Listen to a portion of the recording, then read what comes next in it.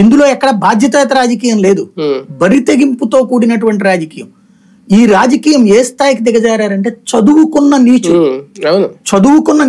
చదువుకున్న మూర్ఖులు హత్యలు చేస్తున్నారు. వీళ్ళు నిజంగా చెప్పాలంటే హత్యలు చేస్తున్నారు, వార్తల్ని హత్య చేస్తున్నారు, నిజాన్ని హత్య చేస్తున్నారు, సమాజంలో ఉన్నటువంటి నైతికతని హత్య చేస్తున్నారు, నీచాతి నీచంగా పాల్పడుతున్నారు. ఇప్పుడు ఫర్ ఎగ్జాంపుల్ నేను ఒక సామాన్య పౌరుడిగా ఒక హాస్పిటల్కి వెళ్ళడానికి, హాస్పిటల్కి ఎంత ఇబ్బంది పడ్డాము హాస్పిటల్ ఫీజులకి అన్నది మాకు తెలుసు. ఒక మధ్య తరగతిగా అప్పుడు యాజ్ పర్ రికార్డ్స్ మధ్య తరగతి, కానీ వచ్చే 2200 మధ్య తరగతి ఎట్ట అవుతుంది నాకు? కానీ ఆ రోజున మధ్య తరగతి అంటే 2000, పేదోడు అంటే 500 రూపాయలు. నావి ఇంటి అద్దె 800 రూపాయలు ఉంటది, మిగతా ఆయన చూసుకుంటాడు. కాబట్టి నాకు ఏ ఫెసిలిటీ లేదు, ఎంత తిప్పలు పడ్డామో తెలుసు.